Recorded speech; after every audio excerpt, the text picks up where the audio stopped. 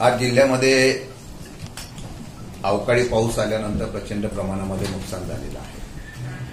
खरं म्हटलं तर फलटण, मान, खटाव या भागामध्ये पाऊस परतीचा असतो, परंतु यावेळेला या भागामध्ये फार मोठ्या प्रमाणामध्ये मेच्या शेवटच्या आठवड्यामध्ये पाऊस पडला, नुकसान झालेलं आहे.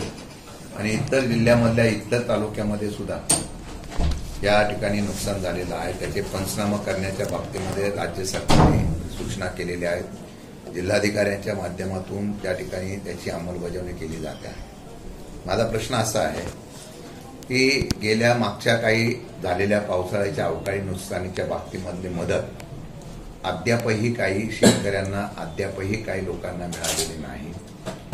या असलेल्या कृषीच्या विम्याची सुद्धा आजही तशा प्रकारचा अडचणी आजही तशाच आहेत. आता या सर्व गोष्टीचा विचार करता शासनाने 3 हेक्टरच्या ऐवजी 2 हेक्टर आता नुकसान भरपाईचं क्षेत्र निश्चित केलेलं आहे.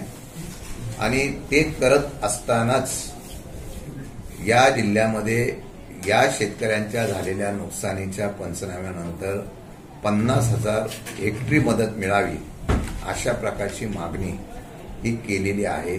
कारण आता पिकं उभी होती, पाऊस येईल अशी अपेक्षा नव्हती, त्यामुळे कांद्यापासून अनेक पिकाचं नुकसान झालेलं आहे.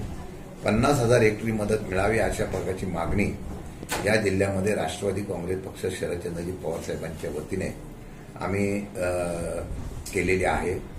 तशा पद्धतीचा निर्णय घ्यावा, पूर्वीसारखीच मदत मिळावी.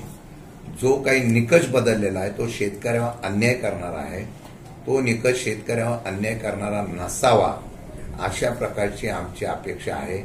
खरं म्हटलं तर मंत्र्यांची ज्या पद्धतीने भाषा आहे, या असलेल्या सरकारकडे पैसे नाहीत हे आम्ही वारंवार सांगितलेलं आहे. मग आदिवासी विभागाचं असलेलं निधी असेल, सामाजिक न्याय विभागाचा निधी असेल, हा इतर विभागातला निधी हा वळवून सरकार या ठिकाणी शासन त्या ठिकाणी स्वतः चालवत आहे. आणि तशा पद्धतीचा कारभार करताना मग या शेतकऱ्यांना निश्चित मदत वेळेवर भेटणार आहे का याचा खुलासा राज्य सरकारने तत्काळ करावा. जिल्ह्याला 4 मंत्री आहेत. ह्या 4ही मंत्र्यांच्याकडून आम्हाला अपेक्षा आहे की या सातारा जिल्ह्यातल्या झालेल्या नुकसानीच्या बाबतीमध्ये तत्काळ तशा पद्धतीचा निर्णय घेण्यात यावा. एक. दुसरं, मागच्या वेळेला जे आर्थिक बजेट आता अधिवेशनामध्ये मांडलं गेलेलं आहे, यावेळेला या राज्याच्या असलेल्या आर्थिक बजेटामध्ये ज्या प्रत्येक जिल्ह्याला वाढ ज्या पद्धतीने मिळत होती, यावेळेला त्यामध्ये सुद्धा सातारा जिल्ह्यामध्ये वाढ मिळालेली आहे. पण ती मिळालेली वाढ या असलेल्या पूर्वीच्या वाढीपेक्षा कमी आहे. ती वाढ जास्त मिळावी अशी अपेक्षा आम्ही डीपीडीसीला व्यक्त केली होती. राज्यामधले 4 मंत्री तर मोठ्या खात्याचे आहेत. या 4 मंत्री असताना या जिल्ह्याला तशा प्रकारची मदत मिळणं आवश्यक आहे, ती मिळालेली नाही. त्यात वाढ करून घ्यावी आणि जिल्ह्याचा असलेला जो विकास दर आहे तो वाढवण्याचा प्रयत्न करावा अशा प्रकारची मागणी आम्ही या ठिकाणी करतोय. मंत्र्यांनी ज्या पद्धतीने उत्तरं देत आहेत ती उत्तरं बघितल्यानंतर खरोखर हे सरकार शेतकऱ्यांचं आहे का भांडवलशाहीचा आहे याच्या बाबतीमधला आजही प्रश्न सर्वसामान्य जनतेला पडतो आहे. आणि त्या संदर्भामध्ये या असलेल्या नुकसानीच्या संदर्भामध्ये जिल्हाधिकाऱ्यांनी आणि राज्य सरकारने तत्काळ निर्णय घेण्यात यावा.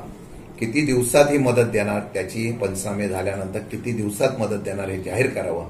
अन्यथा राष्ट्रवादी काँग्रेस पक्ष या संदर्भामध्ये आंदोलन छेडेल. मागे सुद्धा आम्ही इशारा दिला होता, त्याचा परिणाम झाला. त्या इशाऱ्यानंतर त्या ठिकाणी निर्णय घेण्याच्या बाबतीमधला कर्जमाफीचा वगैरे निर्णय झाला नाही, पण बाकीच्या बाबतीमध्ये त्यांनी निर्णय घेण्याच्या संदर्भातली सकारात्मक भूमिका दाखवली. पण प्रत्यक्षात अजून त्याच्याबद्दलचा निर्णय झाला नसल्यामुळे त्याच्या नुकसानीचे पंचनाम्याचा किती दिवसात पैसे शेतकऱ्यांना मिळणार याचा खुलासा करावा. अन्यथा आम्ही अधिवेशन 30 तारखेला सुरू होणार आहे, त्याच्या आतमध्ये आम्ही आंदोलनाची भूमिका जाहीर करू.